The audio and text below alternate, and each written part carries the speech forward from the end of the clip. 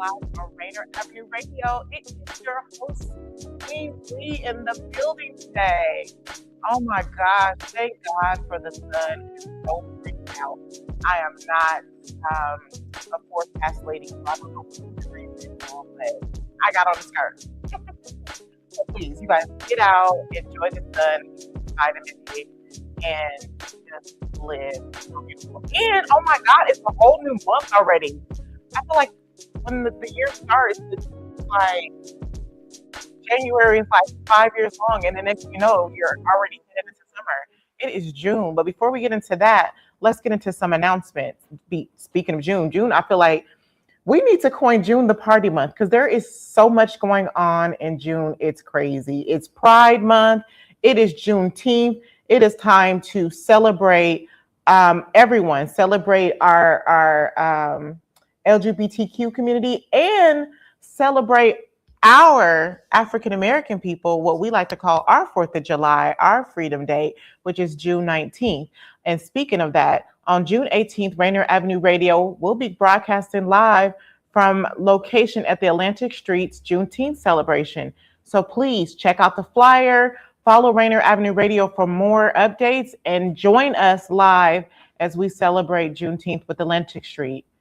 Please donate on Venmo or at Rainier Avenue Radio or online at rainieravenueradio.world. Your donation helps support programs like Clean Greens and to keep things going here on Rainier Avenue Radio. If you love and enjoy all the shows that we have on here, your support is really appreciated. So please donate.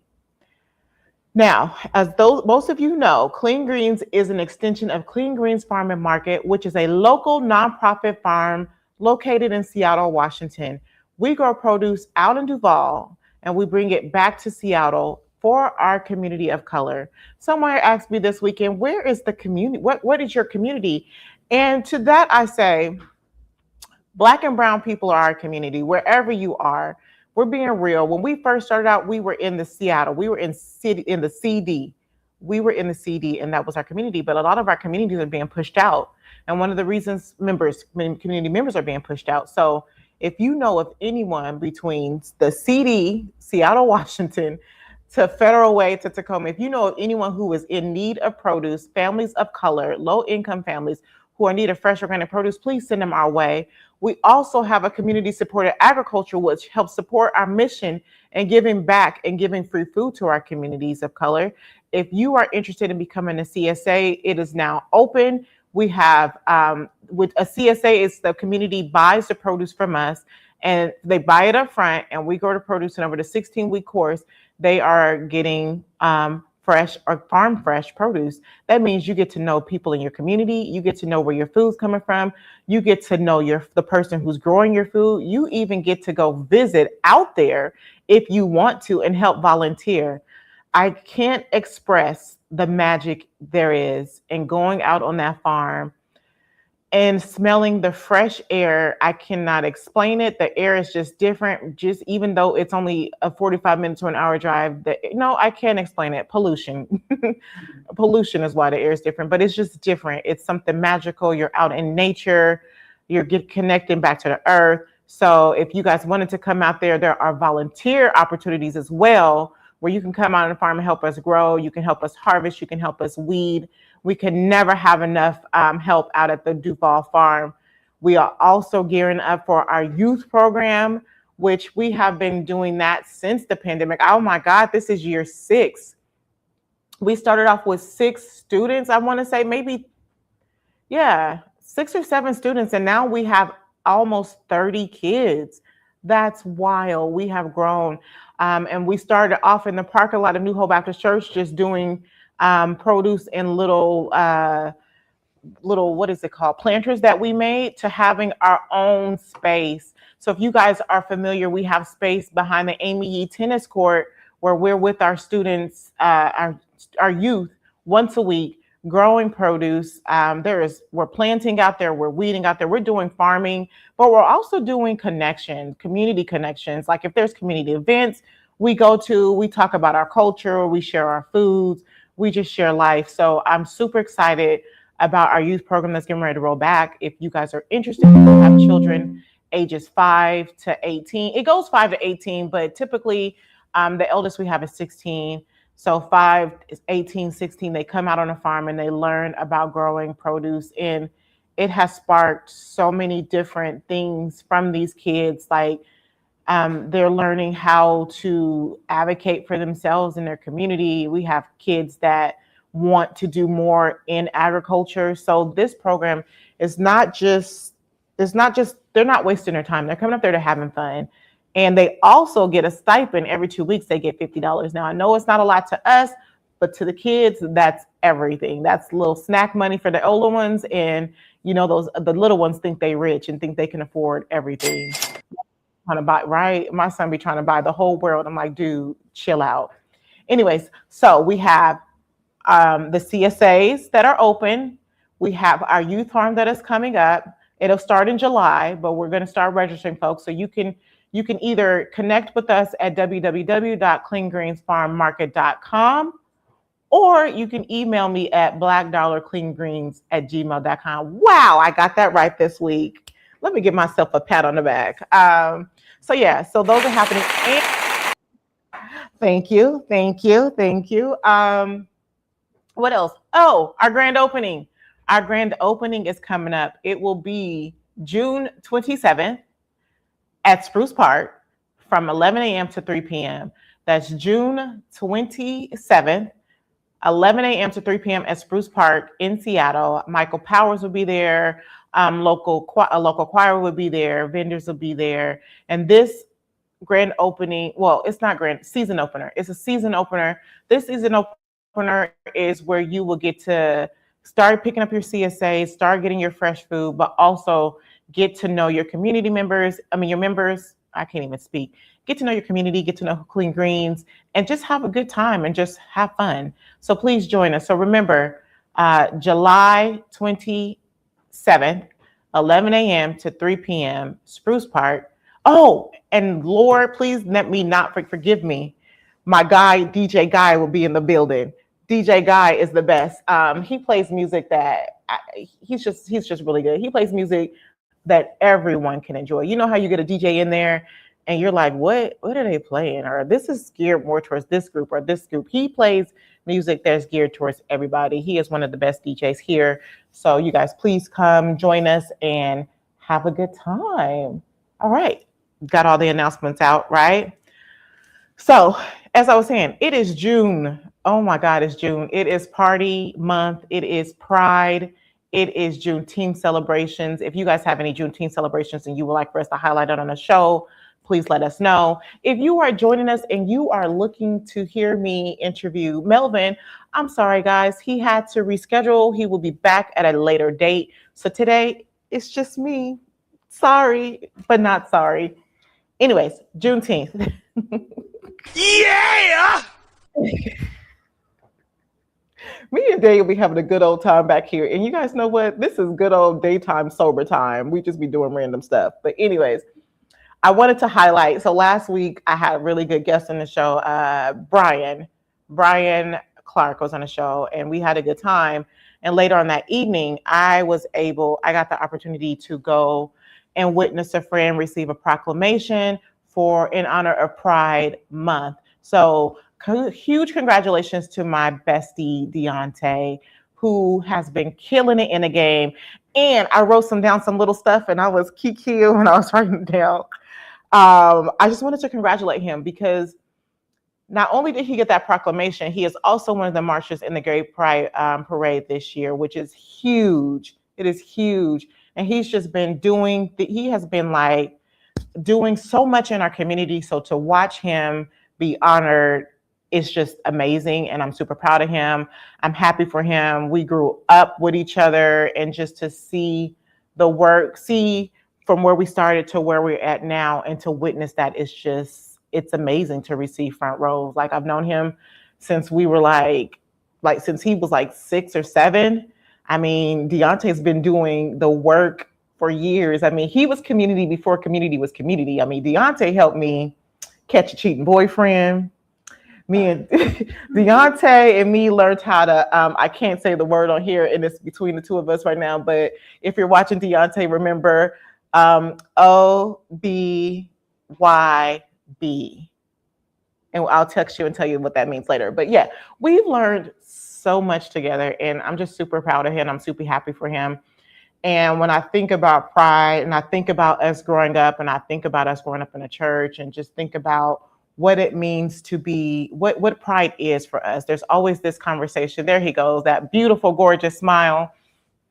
I just was thinking like what it means like to grow up in the church, and I would love to have a conversation with him about this later on, but just thinking about my own thoughts of how I experience the church talking about being gay, and why pride is so big, that there's this big old controversy that everyone's always talking about, oh, this agenda, this gay agenda, and why do they get to do this? It's huge because they've been fighting just to survive for years in spaces where they came to receive love and couldn't get that love. And so just thinking about that, thinking about our celebrations. I mean, my charge to you guys, I guess, is to basically say to the church people, to the people who do not understand why we fight so hard for everyone's rights, not just our rights. It's because everyone deserves the right to be who they are, to love who they are. There is no agenda. I remember this lady at church, and she just assumed one of my children were going to be gay, which was a boy, because we pierced his ears. Y'all, this is not how that works. This is not how it works. And then to say this and to think that if my child became gay, I wouldn't still love them the same. We really I can't believe we're in 2026. We're still even having these conversations about acceptance and what it means to love people in spite of. I can't believe we have these conversations and people still frown and get mad about people celebrating gay pride. And I'm happy that I'm on this side where I get to see the love, the celebration, the community, where other people try to make it seem like it's just about sex and what do they call it? Sin. And it's none of that. It's all about acceptance and love.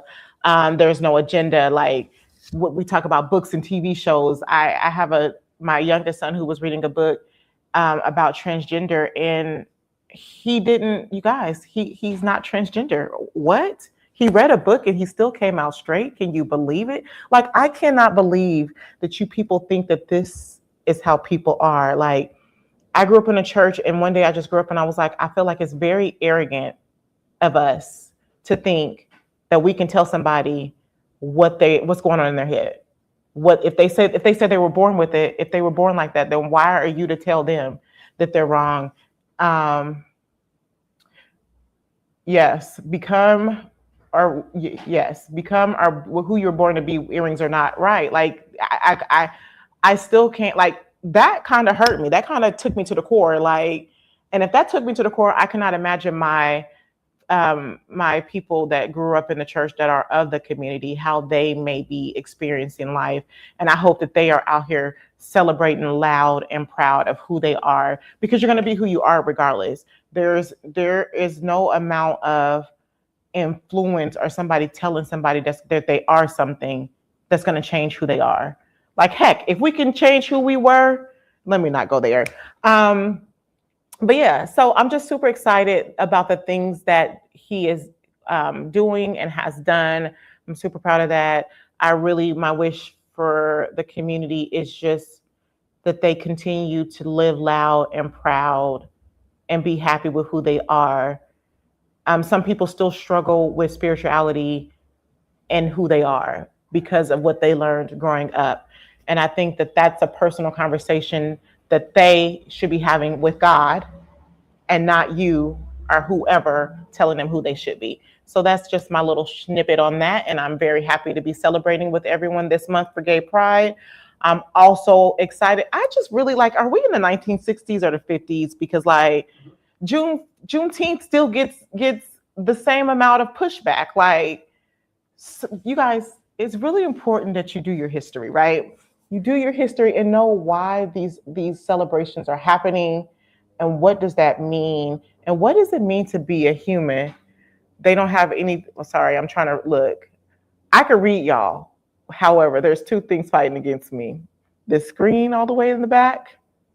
It is kind of small, but they don't have anything negative to say about gay.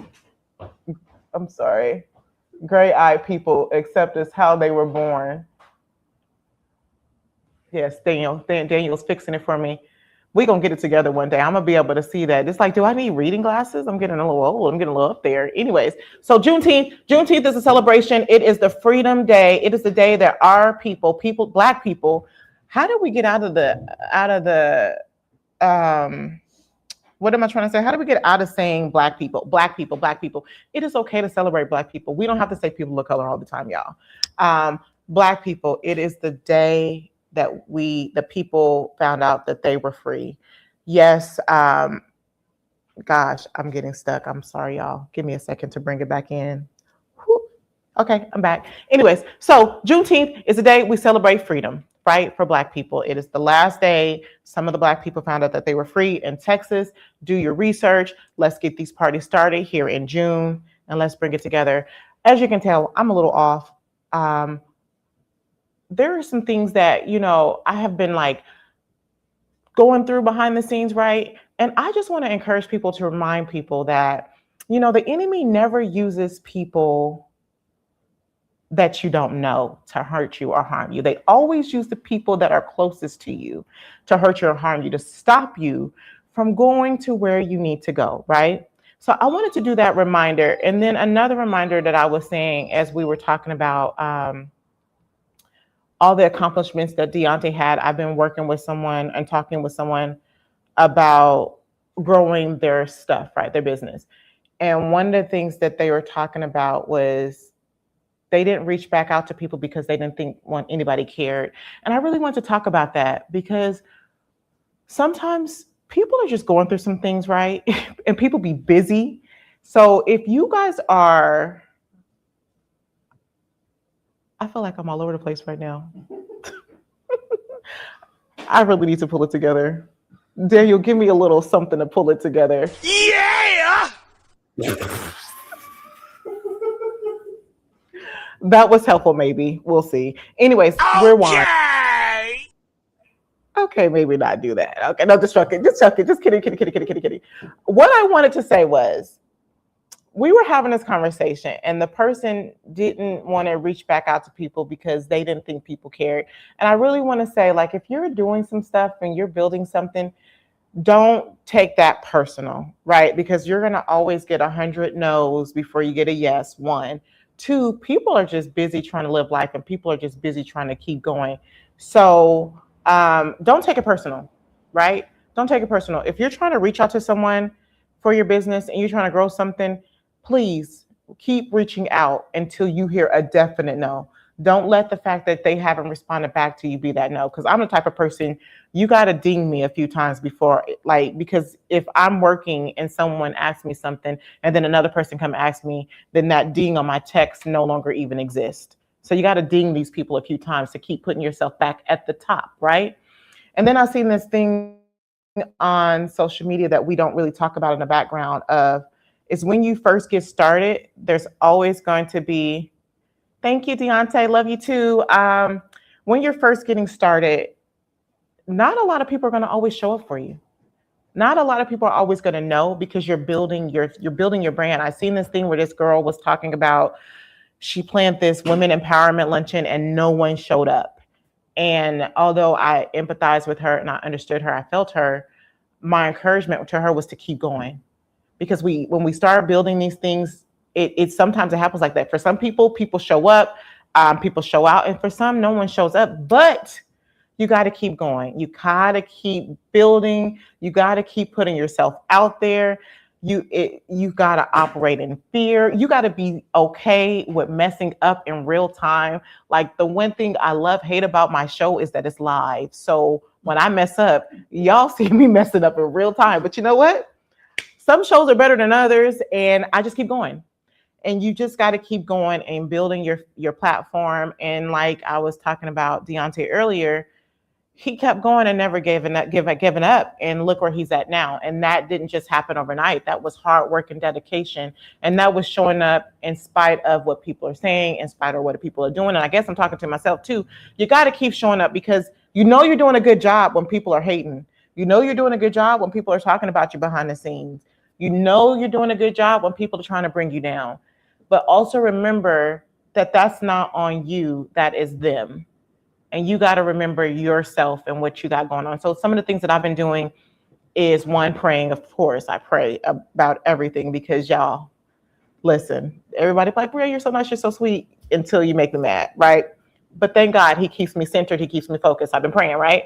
Then you have to collect evidence, because when you're doing these things, the enemy is always going to be telling you that you're not on the right track. You don't know what you're doing.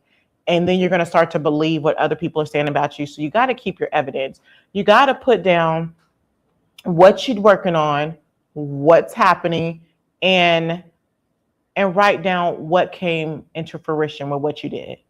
So for me, like, after I started writing down the evidence, I was like, oh, girl, can I say the A word on here? No?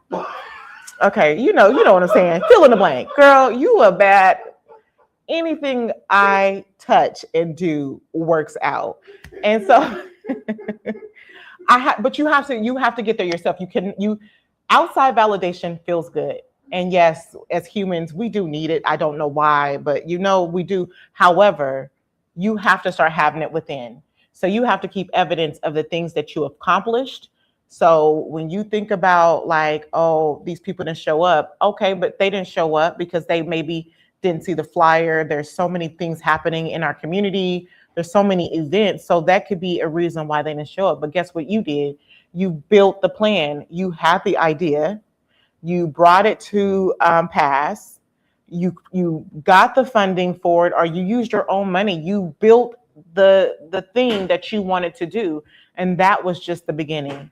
So when you start to doubt yourself, remember to write down what you got done. And success looks different for everybody. You cannot compare your success to other people. You have to stay focused on you. Like, my only competition is myself. I only want to do better than I did the last week, and not get caught up on perfectionism. A lot of the stuff that I haven't done is because I'm focused on perfectionism, which leads me to being intentional. You have to be intentional about what you want to do, and just get out there and operate in fear.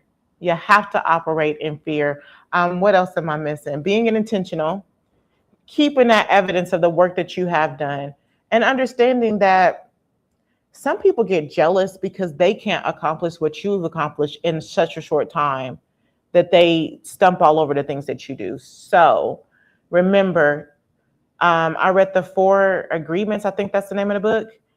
And every now and then I got to keep reminding myself that I read that, because that book talks about not taking things personal, because everyone is operating in their own thing. And if you're a spiritual person, you know that everything is spiritual, and that sometimes the enemy uses people closest to you to bring you down, or uses your own thoughts. What are you saying to yourself?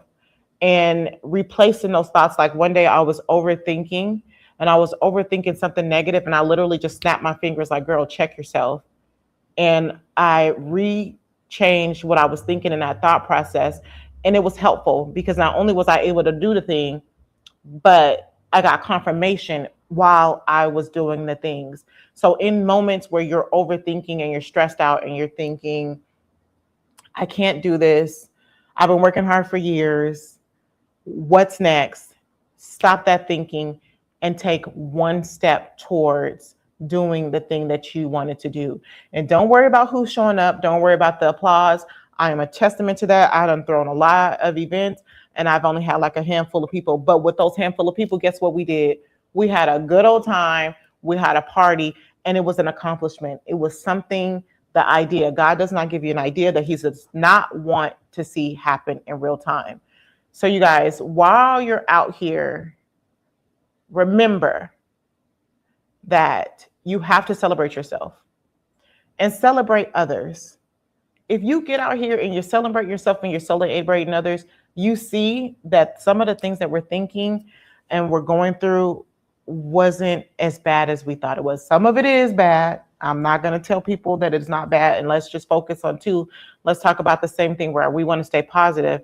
And remember, when you're going through some emotions that are really real, take a moment to pause and breathe through it, and breathe through the pain, and breathe through whatever emotions you're feeling. And if you don't know what emotions you're feeling, there is always that emotional will that we talked about years ago, a year ago or something. If you look it up, there is an emotional will, and it helps you identify, because sometimes people be mad, they don't even know they're mad. You mad? Why are you mad? What feelings is coming up for you? What does that mean? And where is that coming from? So you just got to breathe through it, breathe through those feelings and emotions, and keep going. Take one step. Don't give up. But also, I do want to recognize, while we're being positive, to also take time to sit in our feelings, because if you never take the time to sit in your feelings and your emotions, you'll keep the same patterns going. And if you want to change your patterns, you got to change the way you're thinking. All right. That's all I have for today. Thank you for tuning in to Clean Greens, broadcasting here live on Rainier Avenue Radio. It is your girl, Queen Bree, and we'll be back next Tuesday. Same time, same place.